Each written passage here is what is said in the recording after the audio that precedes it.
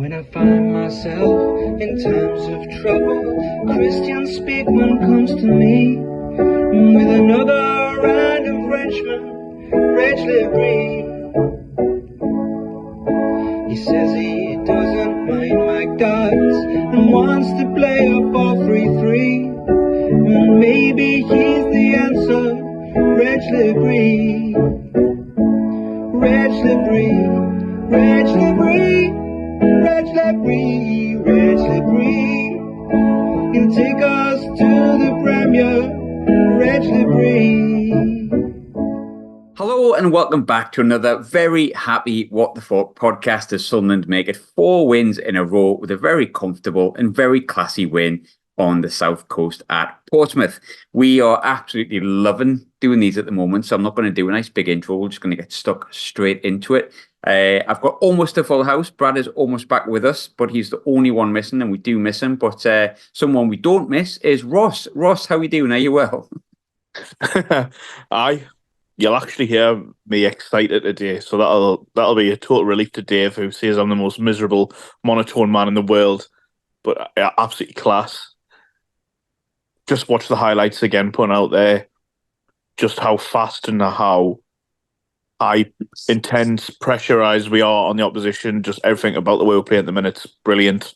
He's forgetting it's a Sunderland podcast. He's talking about the Gateshead game. You know what? I knew there would be a dig there somewhere. Dave just couldn't let us be happy. He's got to put a downer on it. But overall just fantastic to see, and kind of good. There's an international break now. Yep, indeed. Pete, you're joining us from somewhere else in the country. Look, you've got a 100% record and you keep appearing in different cities across Europe, so keep doing it. But where are you at the minute and how are you feeling?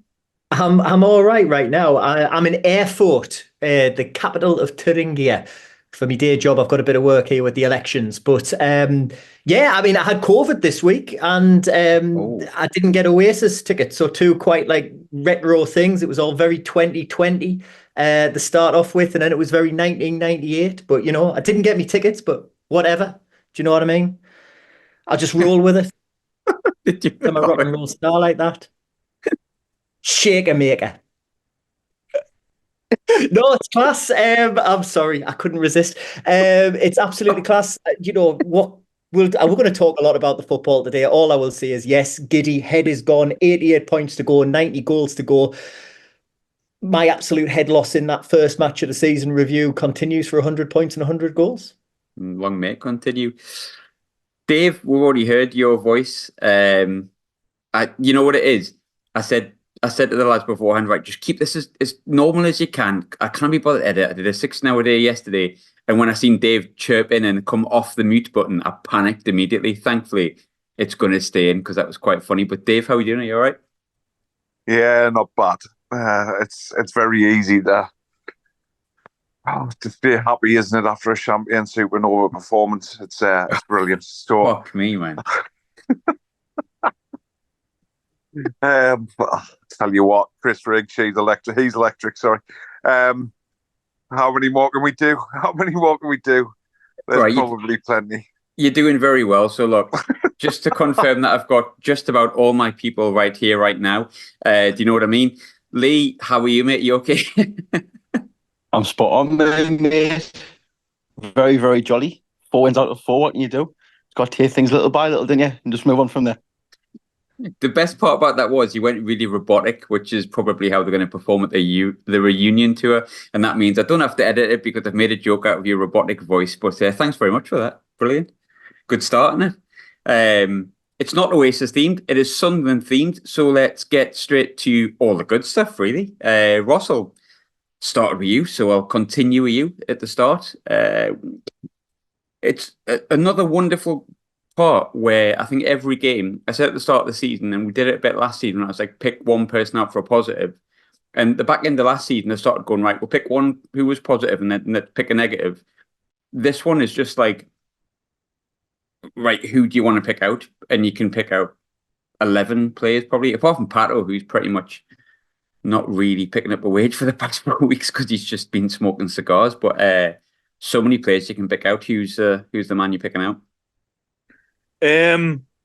Well, it's hard now, isn't it? Like you say, there's so many positive performances all the time. But to me, probably is a bit out the blue. But I'm going to say Trey Hume. Love him. To give you all a nice one. He had a bit of a dip for me at the end of last season, but so did half the club. And this year, I feel like he's got his mojo back, especially going forward. And his energy just non-stop. And if you look at the highlights for the third goal, Mundell, he's the one in the middle. He ran that far to get there, you know what I mean, so quick on the counter-attack. I know how we are lately.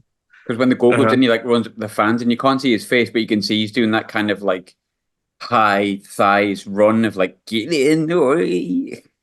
But as well, he's just, the whole defence has just been so solid. Like, it's kind of ironic and funny that the only goal conceded had to be an own goal by 09. You know what I mean? It just had to be, didn't it? We couldn't just let a sloppy like striker get a tap in or out. We had to just dive in ahead and get in there.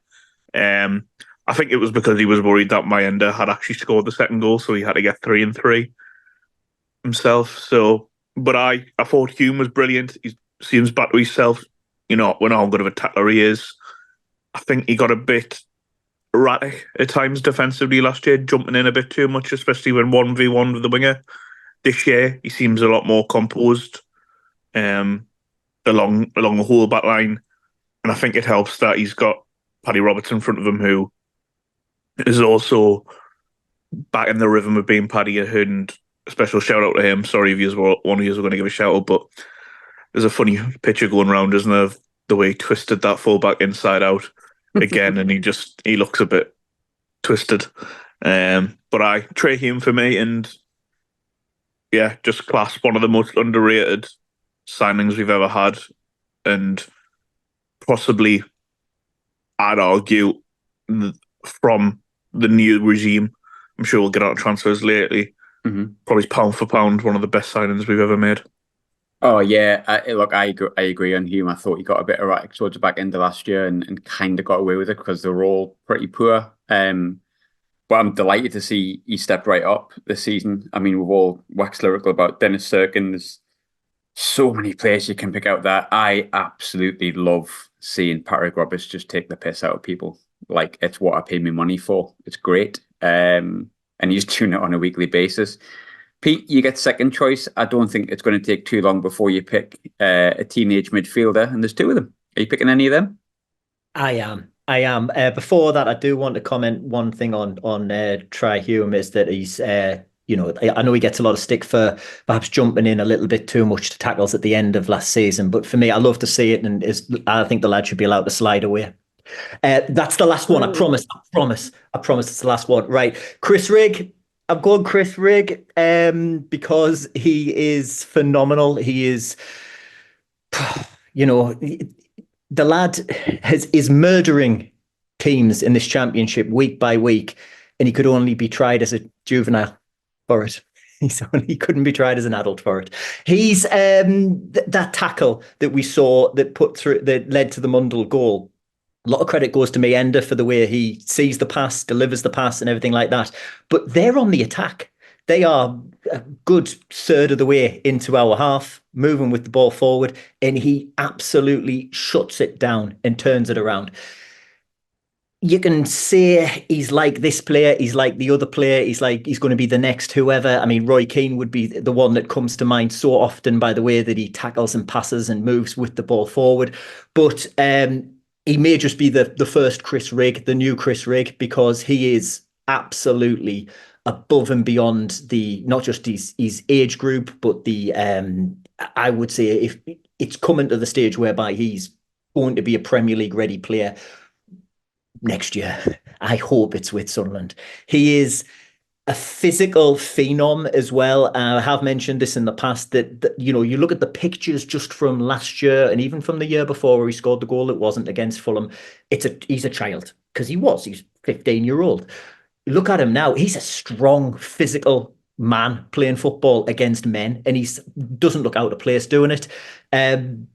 God love that kid. I'm so happy he sees what he sees in Sunderland, and he decided to sign that contract.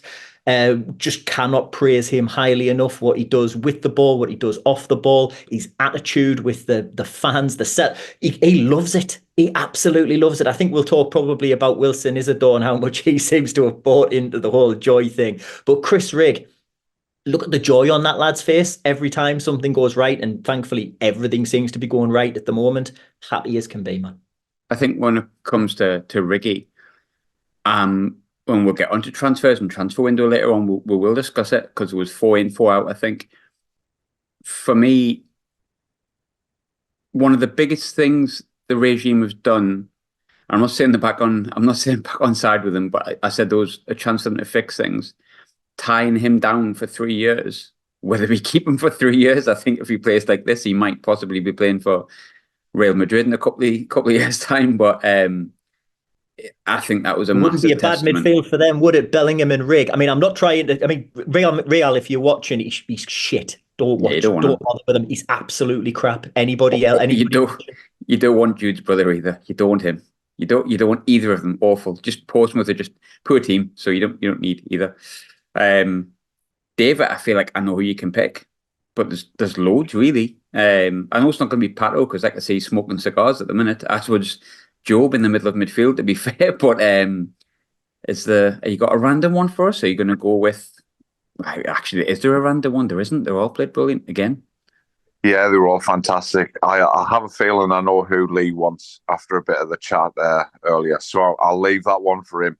And yeah, tell you what, it was just annoying seeing that 0-9 goal earlier because I thought he was brilliant earlier. He was, and the way he looked back at them Pompey fans, I was thinking to myself, don't look back in anger, will you? But anyway, for God's sake. To be honest, my pick, and I think he's cool. I think he's a complete and utter rock and roll star. It's my ender. I think he's absolutely brilliant. I love the fact, and it was Brad said earlier he thought it was a penalty. I think it would have been soft. I always try to look at them as if it was against my team, and if that had been given against me, I'd be absolutely fuming. But the one thing that I was impressed with, he occupied 2 centre-halves and stretched the game running in behind, and it was brilliant. To be honest, I hope and it's just my view, not the view of the What the Falk podcast, but I really hope he's punched Alan Brown square in the jaw in the changing rooms. Because I tell you what, Alan Brown got very lucky that Dazelle took a step back onto the pitch, because otherwise he was screwed. To be fair, though, I think Brown said afterwards, he said, like, I put my foot on it because I seen someone coming behind us. And it was very like David Nugent nicking Jermaine Defoe's goal for England years ago, for you to remember it. But not that Jermaine's bitter about that goal at all. I've heard it once or twice. But if you watch it, like, to be fair, there is a lad sort of creeping in behind him and Dazelle like on the line. So I'll let him have it. But I think that's like my ender can have an assist. It's 2 assists from today. He can have the assist. And to be honest, I know he maybe should have done a little bit better. The keeper's out to make the save. But it would have been more befitting of the Sunderland performance had that chance gone in, because the build-up play was fantastic before the own goal, which was hilarious, by the way. Oh, brilliant. I preferred it. It's not quite as good as Virgini's, is it? But it's up there. It reminded me of, if anyone's seen it, and I'm sure everyone's seen it because it was hilarious, when Trantis knocked like 2 of his players out last year on loan at Hibs. It was like that, but in goal form.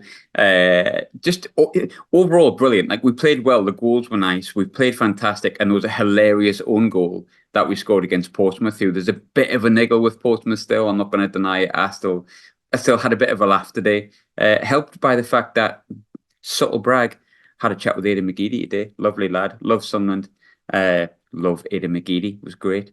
Lee, there's still so many players you can pick. Like, who are you going for?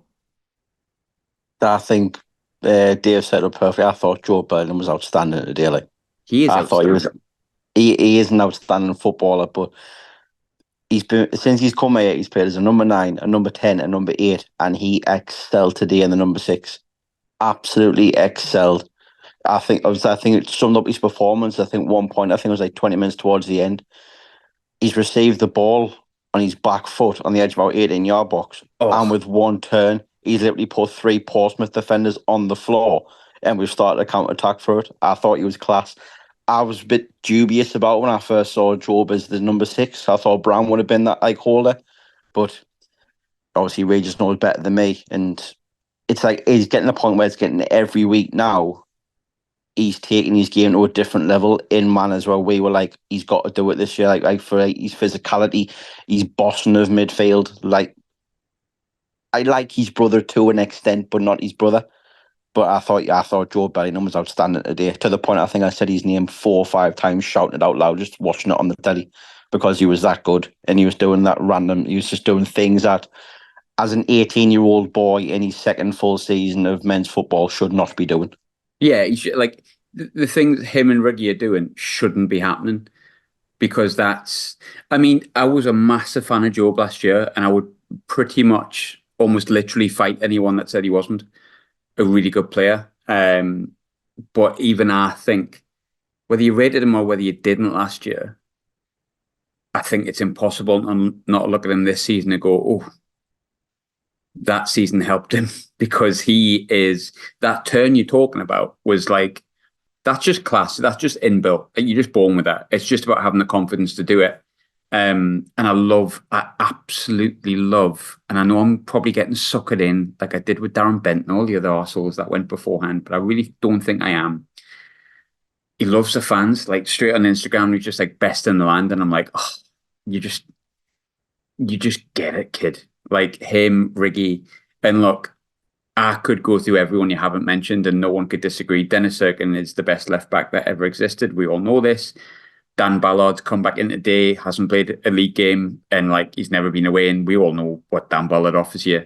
Luke O'Nien, for me, look, we wax lyrical about Luke O'Nien, but I'll say it again. People will only realise how great of a person and a player and how much of a job he does for us in Luke O'Nien when he leaves the football club, and by that point it'll be too late.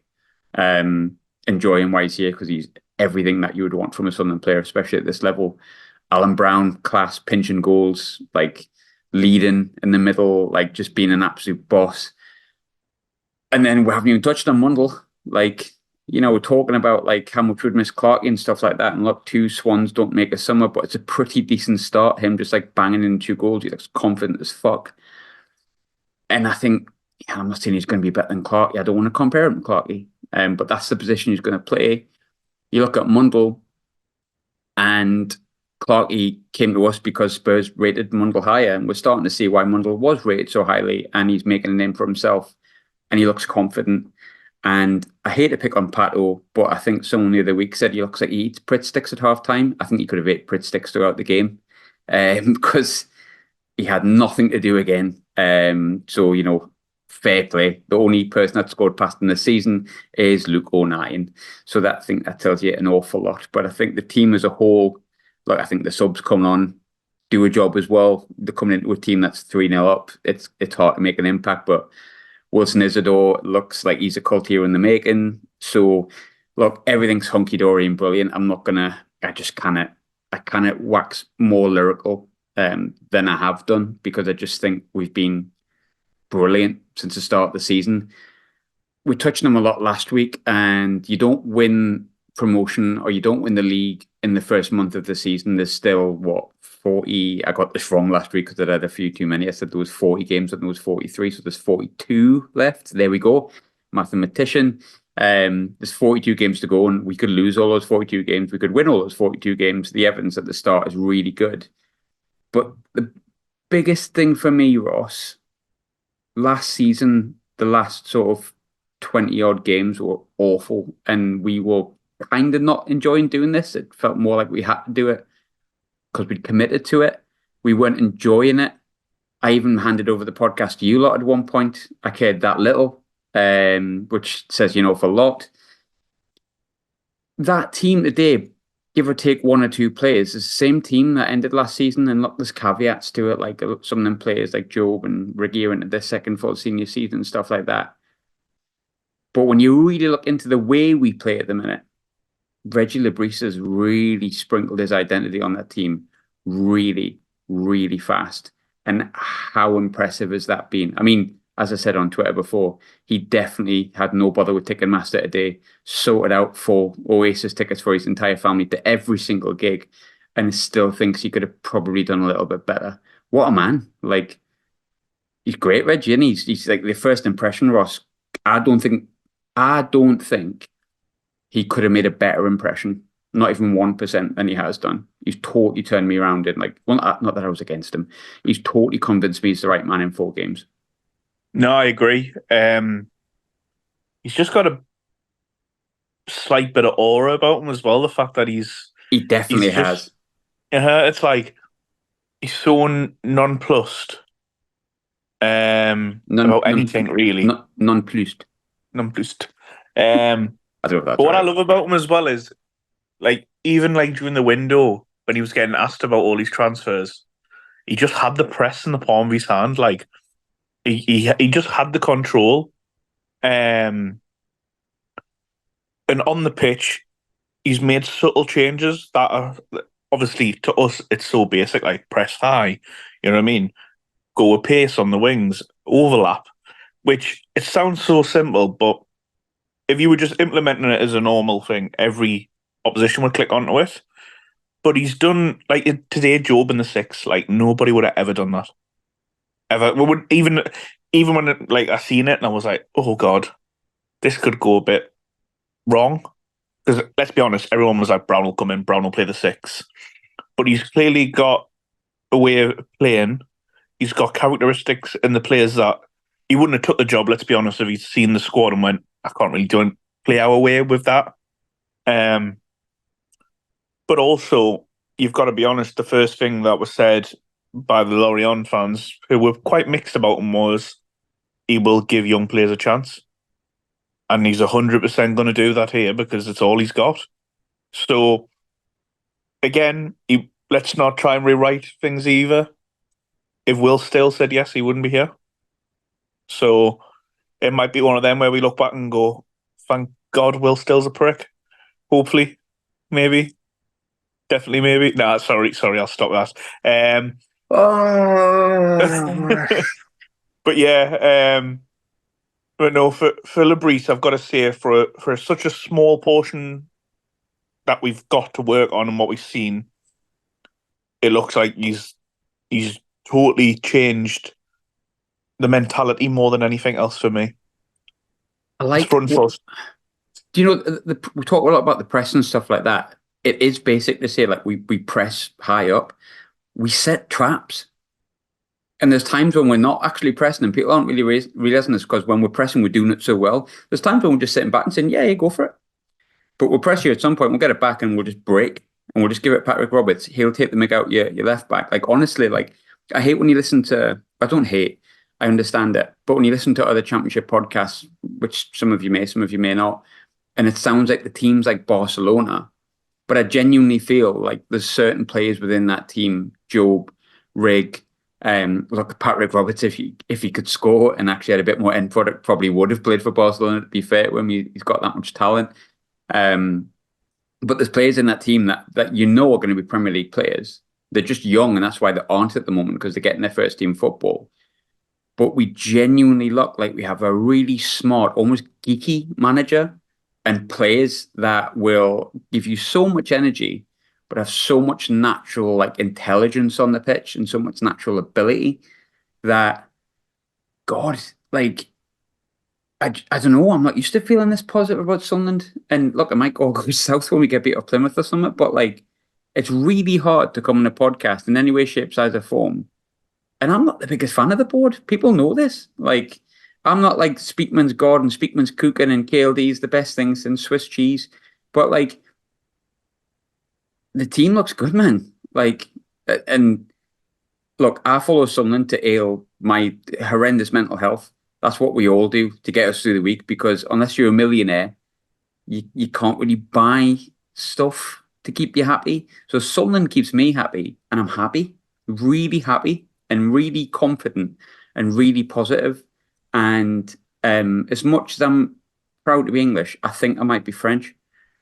because I just love Regis Lebris. But Pete, Can I also like, just, sorry, you can't- Graham, I know you said about pointing the Labrise thing. No, you can't. That was quickly. Isn't it mad Fine. that the one thing that they said Uh-huh. from the Lorient fans were, and the stats, they had the worst defence last year in France. Mm-hmm. Yet I've never seen a Sunderland team have less moments during a game where I think, shit, we're going to concede, or like, oh my God, they're all over us here. The control that he has on the opposition getting in our penalty area, or even by like a counter. I can't remember us being counter-attacked this season once. No. Just little daft stuff like that. I mean, Pete, like, talking of Lebris and the way the team set up and stuff like that, like, every week, I'm actually not a pessimist, because, like, I know I can't control football. You have thoughts on it, you speak and you say stuff. And, like, first 2 games, I was like, yeah, we can get something from Cardiff, but that's a tough game. Like, Cardiff away, first game of the season. I'd prefer this in the middle of the season because it's Cardiff. Past that test. I thought Sheffield could be in around the playoffs. They've got a bit of a crest of a wave at the minute because they've got this like young hip manager that's doing really well at the start of the season. Not. And they feel like they might get playoffs, and they beat us recently. That's going to be a tough game. Beat them 4-0. Then I thought, right, okay, so those first 2 games have looked really good, but Burnley's a different beast. Like, Premier League team, we went 2-0 up against them a couple of years ago. They pulled it back 4-2, and yeah, I know they've changed the manager, but this manager's won promotion twice, and X, Y, and Z. You know, they'll work around the press, and they'll really challenge us. Burnley never touched us. We could have been 3-4-0 up half time, and then today I thought, well, surely we're going to come a bit unstuck today, because you don't just win your first 4 games of the season comfortably. And then after an hour, I'm like, it's 3-0. It's a really exciting time to be a Sunderland fan, Pete, isn't it? Sorry, I lost just for a second there. Did you?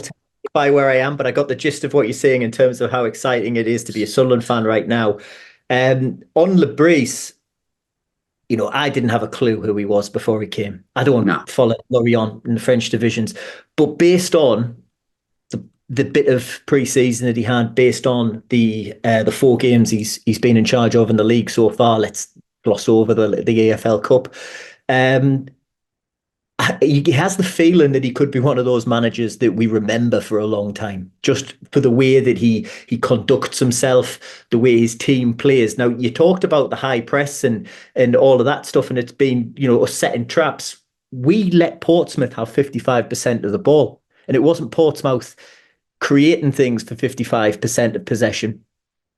There was times Sunderland were happy to sit off them, let them come at them, and, you know, we'll go back to that Mundell goal.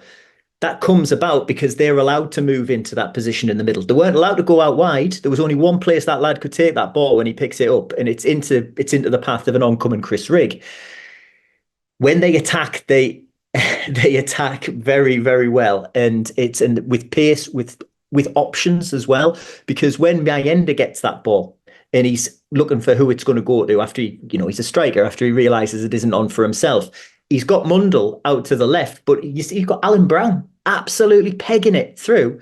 And if he'd gone with the outside of his right boot, he had a pass to Brown as well. Instead, he played the perfect pass with the inside of his right boot to Mundell. Really exciting to watch. And you said about the fact that, you know, we aren't multimillionaires, billionaires. We can't buy football teams. We can't buy the things that would influence us. Sunderland and watching Sunderland is for a lot of us that release, that escapism from the real world. And it doesn't feel real at the moment. It feels too good to be real because, you know, for the likes of myself, it's been 30 years of watching Sunderland, really. I was a little bit more, 92 really was when I first started going. So that's even more than 30 years. That's, oh God. Long time. That's a long time. Time, you merciless bastard. Anyway, so it's, you know, it is one of those ones that you do it for a bit of release. You do it for a bit of it's the enjoyment, you know, it's the reason why I'm in a, you know, legging it down the autobahn within the speed limits, everybody who's listening from the Polizei, in order to make sure that I'm at the hotel so that I can get it watched on the stream. because this is my enjoyment for 90 minutes plus whatever a referee decides they're going to add on for the rest of the week. And it is exciting. And I've bought into Brand Lebreeze in a big way. I like the 3-0 up, and he's just hands behind the back. There's no excessive bollocks that, I think for too long we have been subjected to either a fairground show like the McBeal times, where it was just horrible. What's he called? Lee Johnson, where it was like, cut and Shocks on paste, Monday. cut and paste from LinkedIn type stuff that was on there, and it just didn't. I remember when Lee Johnson signed. Now, this is nothing against Johnson. I'm sure he's a lovely bloke if you meet him. I don't know anything about him outside of football. And I was walking the dog outside my house flat in Berlin, and I was on the phone to my dad while I was walking the dog, and I says, "Dad, I don't know how to put this, but I think the manager might be a dickhead." And he'd only done 1 or 2 interviews. Like, there's something that just gives us that dickhead vibe about him. And okay, look, as I say, I don't know the bloke personally. That was just from his time at Sunderland. I don't get that from Reggie at all. It is he looks like he knows what he's doing, and it's a really positive time to be a Sunderland fan. And that's something, these moments are few and far between, and they're fleeting in all those years that you've been watching them. We've all been watching them for a long time. They are fleeting, and I'm really enjoying it at the moment. And it does make things better in life when Sunderland are doing well. The cup of tea tastes better. The bit of toast in the morning tastes better. I'm sure your cider that you were holding up to the screen there, Graham, tastes all a bit sweeter, knowing that Sunderland are winning, and they're winning well. Though it's not just that they're winning with goals going in off people's backsides. They're playing proper football to win at the front and at the back, and everything anywhere in between as well. There's only, as I say, only Patterson, bless him, who doesn't have out to do. Pretty much. Long continue. I won't go deep into it because it was a private conversation, but it's funny. I think people have seen I accidentally bumped into Aidan McGeady today, and we brought up Lee Johnson, and the words David and Brent were brought up by both of us. So yeah, I think yes. he might. We might not be the only people who think he was a bit of a dickhead, and Reggie Lebreeze is not. Dave, I'm going to come to you next with this because we have to touch on the transfer window a bit. So Ekwa out, Hamir out to fucking Juventus, by the way. Timothy Pembele. Still can't believe that, man. Mental. I mean, I feel like I'm in the Truman Show when I heard that. Triantis out. I'll murder these names, but I'll try to not murder them. Salis Abdul Samid, Milan Akashish, Chris Mepham. Milan Alexievich. There we go. See, Ahmed Abdullahi have all came in. Look, Dave, there was loads of arguments kicking off last night in our WhatsApp group chat between all of us, and I think, first and foremost, before I ask you what you thought of the transfer window, what your thought process was, I've seen a few people today kind of have a bit of a go, oh, what's everyone worried about? Oh, all this negativity and X, Y, and Z, and kind of using it as a stick to beat people, and using the words like meltdown and stuff like that. And actually, someone mentioned it today, and we had a chat on Twitter, which you can see, and someone I really like, a lad called Graham Down, and I think no matter what your opinion is on the transfer window on Friday, it's not fair to use it as a stick to beat people when we win. Fans care. We're all entitled to opinion if we think that the board and Speakman and everyone is the best thing that's ever existed, or you think they're the worst thing that's ever existed and they need to leave tomorrow. What we all want is Sunderland to win games. I think regardless of your opinion, when Sunderland win or when Sunderland lose, it's really important that we all remember that. I don't speak for the fan base. This is only my own opinion, but I think we're as one. We're not happy clappers and doom-mongers. We're not one of the other. We're all Sunderland fans that want Sunderland to win. And if you think the transfer window went really well, great. You're a Sunderland fan. You want Sunderland to win. If you think the transfer window was horrendous and we've been hoodwinked, great. You're a Sunderland fan. You care, and that's why you're raising that concern. So I just wanted to get that out there sort of a little bit, because I'm a bit tired of seeing both sides of the stick. Oh, you're a happy clapper, you're negative. Oh, you love the board, or you don't. We all love Sunderland. Together we're stronger. Whether we win, lose, or draw, that's what matters. So, Dave, bring the entire podcast down, mate, and tell me how you hated the transfer window. So, a couple of points just before we get there. You've got 4 minutes, so make them quick. For absolute balance, Lee Johnson, third highest win percentage of all Sunderland managers who've played more than 20 games or managed more than 20 games. Shut the fuck up. And by the way, I absolutely hate him. So, yeah, but that's just the balance that we like to bring. Shocks on Monday. Labrie, yeah, definitely. Labrie with his arms behind his back. That's him just practicing for the Oasis gig. Get that in there. Third thing, just to be passive aggressive to certain people within our podcast. The great thing about Labrie, right, is he's brought in players, he's recognised his squad, and he's playing them all in their preferred position. So, like, he's just simplifying it. Do you know what I mean? Kind of centre forwards playing as centre forwards, Roberts playing out on the right, cutting in on the left, wingers playing out on the left hand side, stuff like that. It's just keeping it simple, and it's very good. Welcome, Wilson Isidore. Really looking forward to seeing you out there on the left. Are you happy with the transfer window? Because you've gone around the houses here. Yes or no would have sufficed, mate.